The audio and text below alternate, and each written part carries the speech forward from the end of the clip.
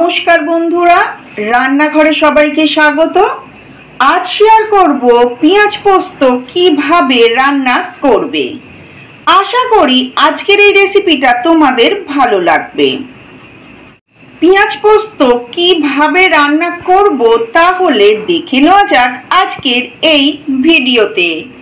পেঁয়াজ পোস্ত রান্নার জন্য আমি এখানে নিয়ে নিয়েছি 12 থেকে 13টা ছোট ছোট সাইজের পেঁয়াজ।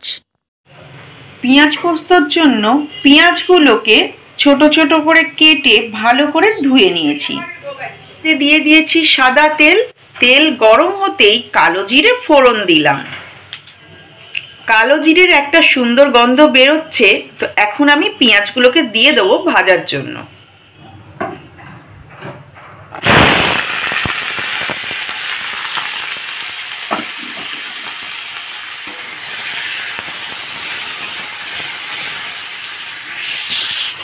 গ্যাসটাকে লো ফ্লেমে রেখেই পেঁয়াজটাকে ভেজে নেব, তাতে পেঁয়াজটা ভালো করে ভাজাও হবে আর পুড়েও যাবে না, পেঁয়াজটা ভালো করে নরমও হয়ে যাবে। পেঁয়াজটা ভাজা হতে সময় লাগবে, ততক্ষণ পোস্তটাকে পেস্ট করে নেব। মিনিট 5 পরে পেঁয়াজটাকে আবার একটু উল্টে পাল্টে ভালোভাবে নাড়াচাড়া করে নেব। পেঁয়াজ পোস্তর জন্য এখানে পোস্ত নিয়ে নিয়েছি। এখন তোমরা ভালো মতন জানো আমি কি করি, আগে পোস্তটাকে ডাস্ট করে নিই। তো এখন আমি পোস্তটাকে ডাস্ট করে নেব। পোস্তটা খুব ভালোভাবে ডাস্ট হয়ে গেছে।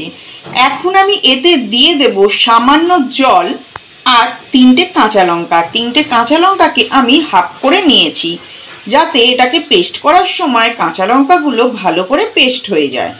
পেঁয়াজটা অনেকটাই ভাজা হয়ে এসেছে, আর একটু ভেজে নেব। পোস্তটার মধ্যে ডাস্ট করা পোস্তটার মধ্যে কাঁচা লঙ্কা আর সামান্য জল দিয়ে দিয়েছি। এবার এটাকে ভালো করে পেস্ট করে নেব। পোস্তটা পেস্ট হয়ে গেছে, আর এর মধ্যে আমি দিয়ে দিয়েছি সামান্য চিনি, নুন আর হলুদ গুঁড়ো। পেঁয়াজটাও লাল করে ভাজা হয়ে গেছে। এখন এর মধ্যে পেস্ট করা পোস্তটাকে দিয়ে দেব।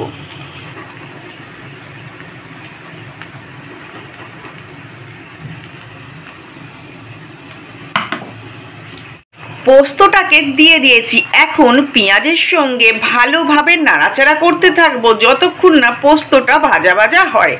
আর এটা আমি গ্যাসটাকে লো ফ্লেমে রেখেই রান্নাটা করব।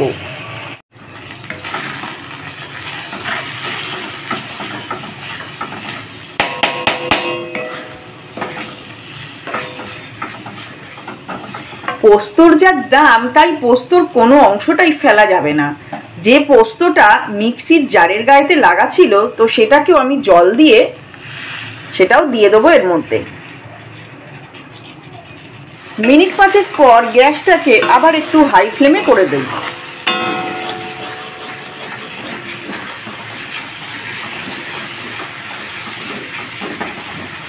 পেঁয়াজ পোস্তটা প্রায় রেডি হয়েই এসেছে। এখন আমি গ্যাসটাকে অফ করে দেব। এইভাবে গ্যাসটাকে লো ফ্লেমে রেখে পেঁয়াজের সাথে পোস্তটাকে ভালো করে উল্টে পাল্টে বারবার নাড়াচাড়া করার ফলে এতক্ষণে আমার পেঁয়াজ পোস্ত রান্নাটা রেডি হয়ে গেছে। এই রকম পেঁয়াজ পোস্ত গরম ভাতে খেতে খুবই সুস্বাদু লাগে। আশা করি আজকের এই রেসিপিটা তোমাদের ভালো লাগলো। তাহলে আজকের মতো এই পর্যন্ত। আসি বন্ধুরা, আবার আসবো নতুন কোনো রান্নার রেসিপি নিয়ে।